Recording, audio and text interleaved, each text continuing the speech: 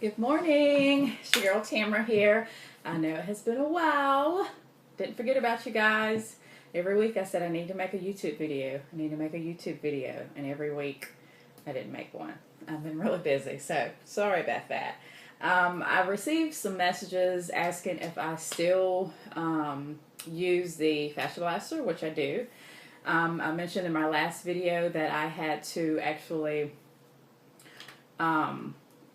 tone down the consistency of how often I was using it.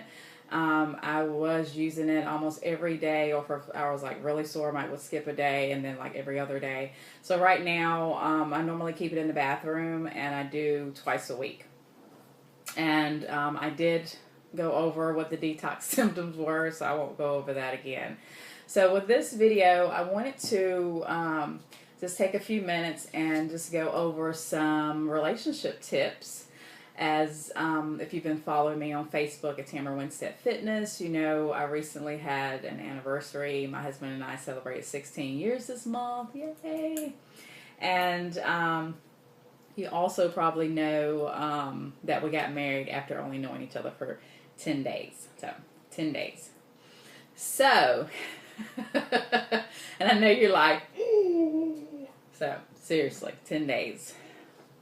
And it's a cute little story because I actually met him in a parking lot of a store. And I was there to get gas, and I did not have my debit card, which I didn't find out until I actually got to the store. So I needed to go back home and then back to the store to get the gas I was needed and to go and run my errands. So he was there, and he was so cute. I mean, he was just adorable. And so he asked me my name, and then he asked me for my phone number, and I told him maybe. I said, I have to leave and go home really quick. And I said, I'll be back in a little while. If you're here, I'll think about giving you my number. So, of course, when I got back, he was parked and still waiting. So, and I had my number ready just in case he was there. And as they say, the rest is history. So, 16 years, we have 3 kids. And life, you know, we got a lot of animals.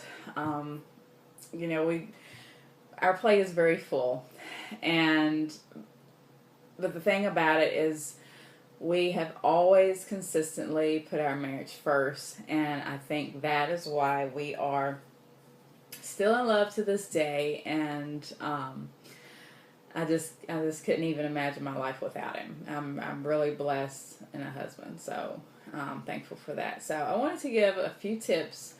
This is just from my own personal experience as a wife of 16 years of how we have kept the fire going, burning in our marriage. Because it's important, because when you have kids and you're running business, I mean, you just really have to make sure that you are doing what you need to do to cultivate and take care of your marriage, because it's important. All right, so the first thing that I wanted to mention is communication. And I know communication is a word that's thrown out there a lot. But let me break it down how we do. So for us, I really respect my husband and he respects me. So if I'm asking him to do something or he's asking me to do something, we you know, we're married, we live here together, but we are still very thankful and appreciative and grateful of each other and each other's time. So if I'm asking him to do something, you know, there's always going to be a please and thank you involved, and vice versa. And I think that goes a long way, because I hear other people when they're out and about with their spouse, and they're just being so nasty to each other, and it just boggles my mind. So that's the first thing, is not just communication about, you know, talking over problems, you know, not letting things fester, not going to bed angry. That's one of the things we do for sure. But in communication in the how we speak to each other. So I think that's like super important, because I never feel berated. I never feel, like he is demanding or anything like that, and that's vice versa. So And I'm not a nagger or anything like that. I respect him as, I hear a lot of wives talking to their husbands like they're dumb or like they're children. And I think that's unfortunate because you should always marry your equal. And I feel like, between myself and my husband, we're both equals, and I'm going to respect him as so, and vice versa. So that's one thing I wanted to mention. The next thing is spending time. I hear a lot of couples give a lot of excuses about they can't spend time together. They're working, they got the kids. I run a full-time health coaching business, and, there are hours throughout the day where I am busy. However, just like I schedule time to work my health coaching business, I also schedule time for my children. I also schedule time for my husband. And one of our non-negotiable times is at night. So like I said, we have 3 kids, so we don't get to go out very often. My mom is not, she doesn't live too far, but, like on school days, I don't have time to drive my kids 30 minutes to drop them off. Then we go out to supper and then come back and then drive 30 minutes back home. We just don't have time to do all that. So what we do is make nighttime non-negotiable. The kids go to bed at 9 p.m. during the week. And every night at 9 p.m., we, put them in the bed. We have the kitchen, situated. We kind of tag team because we both want to get to our room so we can have what we call our time. So our time can consist of several different things. My husband was teaching me to play chess. So sometimes we do that. I'm not a quick learner. We play checkers. We play Connect Four. We might play Uno. We'll pull out the board games, phones and things like that. No electronics, no stuff like that involved. Occasionally we'll watch a movie. If there's a documentary, we're nerds. If there's a documentary, about something that we're interested in, we'll watch that together and kind of discuss afterwards. We will sometimes just listen to music and talk.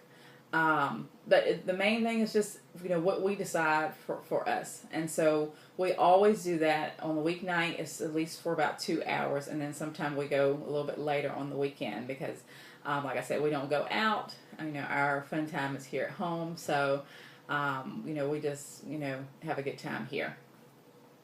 All right. So the third thing I wanted to mention is, another thing that I've noticed, it's important not to badmouth your spouse to your mom, your best friend, people like that.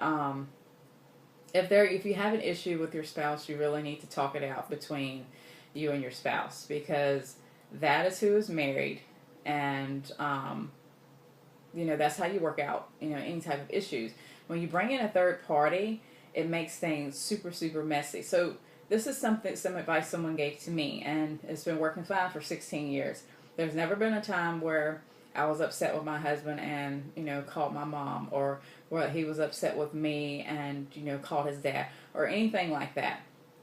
We are all in-house, and, we just know that, if it's some type of, issue that we need to talk about, then we need to talk about it.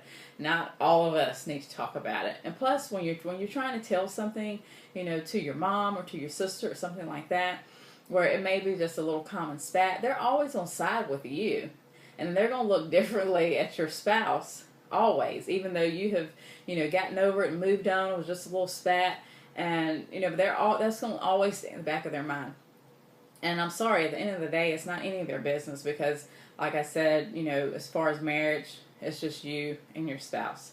So, I hope those little tips helped you, and if they did, definitely let me know. Feel free to connect with me, Tamara Winstead Fitness, at facebook.com. All right, till next time, guys. Bye.